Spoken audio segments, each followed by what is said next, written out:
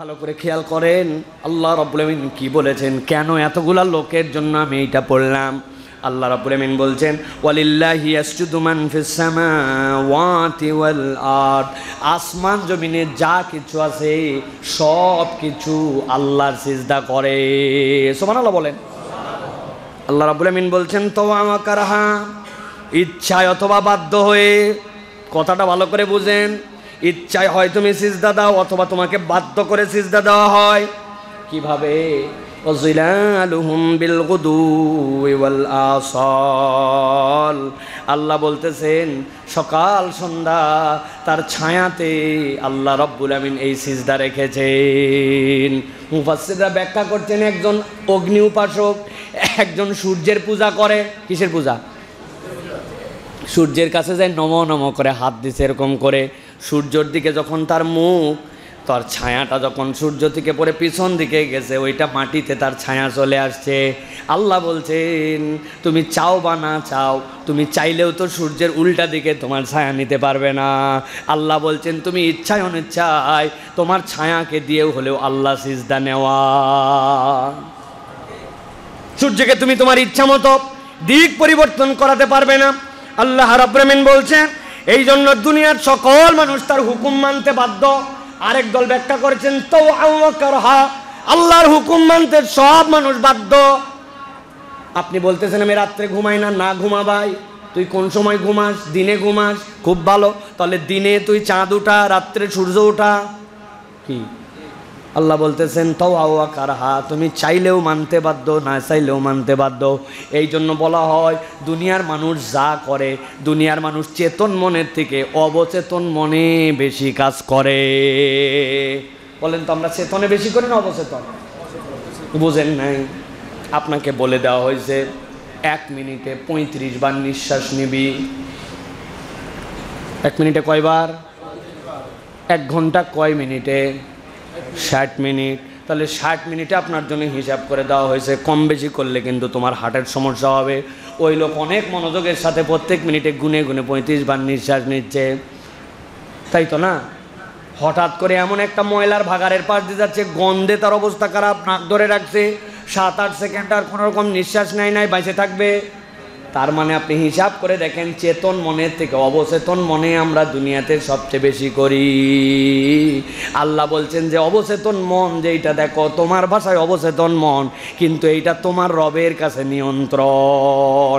আল্লাহ বলছেন তাওআ ওয়া কারহা, চাইলেও আল্লাহর হুকুম মানতে বাধ্য, না চাইলেও আল্লাহর হুকুম মানতে বাধ্য। সুবহানাল্লাহ।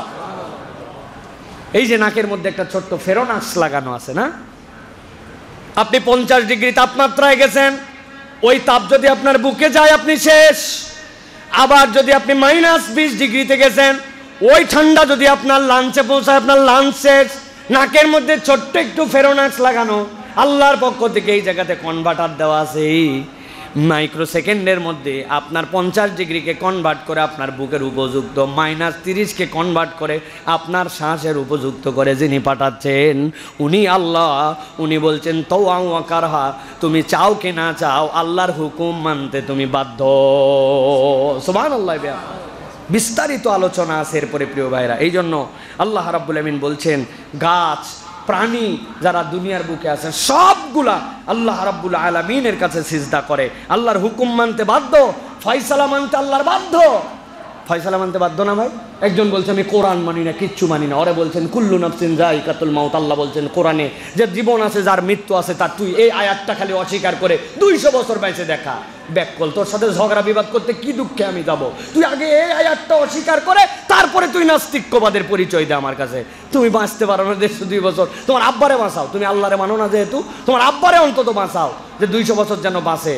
কুল্লু নাফসিন যায়িকাতুল মাউত এই নির্দেশ আমি মানি না, তারপরে না নাস্তিকের সাথে আমি ঝগড়ায় যাব। ওর সাথে আমার কোনো ঝগড়াই নাই, ও তো প্রথমেই বোল্ড আউট, ঠিক কি না? তো জায়গার থেকেই বিদায়, ও ডিসকোয়ালিফাই। ওর সাথে আমার কোনো ঝগড়াই নাই, তর্কই নাই।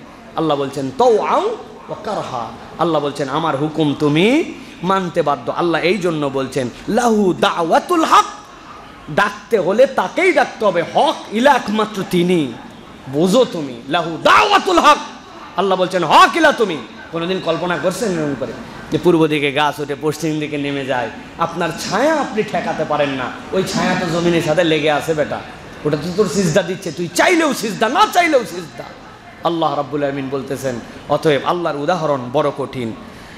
আল্লাহ রাব্বুল আমিন আরেকটা আয়াতে বলছেন, উদাহরণটা খেয়াল করেন, আওয়ালাম ইয়ারাউ ইলা মা খালাকাল্লাহু মিন শাই ইয়াতাফায়্যাউ জিলালুহু আনিল ইয়ামিনি ওয়াশ শামাইলি সুজদান লিল্লাহি ওয়া হুম দাখিরুন। আল্লাহ বলছেন, আল্লাহর সৃষ্টি কি তোমরা দেখো না, তাদের ছায়া কি তোমরা দেখো না, সিজদারত অবস্থায় ডানে বামে তারা ঢলে পড়ে। আহারে, কখনো আমরা কল্পনাই করিনি, মাথার মধ্যে এটা নেই নাই, রব এই সিস্টেমটা করে রেখেছেন। আল্লাহ বলছেন ওই গাছগুলা সকাল সন্ধ্যায় তোমরা দেখো সিজদা অবস্থায় ঢলে পড়ে, আমি দেখি ছায়া এসে গেল, গোধূলি হয়ে গেল, কিন্তু আল্লাহ বলছেন আল্লাহ তাদের জন্য এই প্রক্রিয়াতে সিজদার ব্যবস্থা করে রেখেছেন। আল্লাহ বলছেন ওয়াহুম দাখিরুন, দুনিয়াতে মানুষ ছাড়া জিন ছাড়া যত সৃষ্টি আছে সবগুলো আল্লাহর কাছে বিনয়াবনত, সবগুলি আল্লাহর কাছে বিনয়াবনত। আমার ওস্তাদ ডক্টর আব্দুল্লাহ জাহাঙ্গীর রহিমাহুল্লাহ বলতেন যে বাঘ, তারপরে আমাদের সুন্দরবনের সকল প্রাণী সকল সৃষ্টি এরা সব মুসলমান। এই জন্য কেউ যদি উদাহরণ দেয় খারাপ হিসাবে যে কুকুর শিয়াল মানুষকে গালি দেওয়ার সময় নানান ধরনের উদাহরণ দেয়, বলে এরা যদি জানতো যে মানুষকে বলতেছে কুকুরের বাচ্চা, তাহলে এরা সাথে সাথে আল্লাহর আদালতে বিচার দিয়ে দিত যে ব্যাককল, আমি আল্লাহর হুকুমের বাইরে কিচ্ছু করি না। বলে যদি আমাদের এত বড় ম্যানগ্রোভ ফরেস্ট, ওই ফরেস্টের মধ্যে কোনো হাসপাতাল আছে, ওই ফরেস্টের মধ্যে কোনো জেলখানা আছে যে হ্যাঁ উমুককে মারিয়ে দিছে না বিচার নিয়ে আসছে, তারপরে বাঘেদের ডায়রিয়া হয়ে গেছে জন্য হাসপাতালে ডায়রিয়া ট্রিটমেন্টের জন্য ভর্তি করে রাখছে? জি না। যা পশু পাখির অন্যায় বিভিন্ন ধরনের জিনিস হয়, এইগুলো মানুষ তাদের পরিবেশ নষ্ট করে দিচ্ছে জন্য তারা অসুস্থ হয়।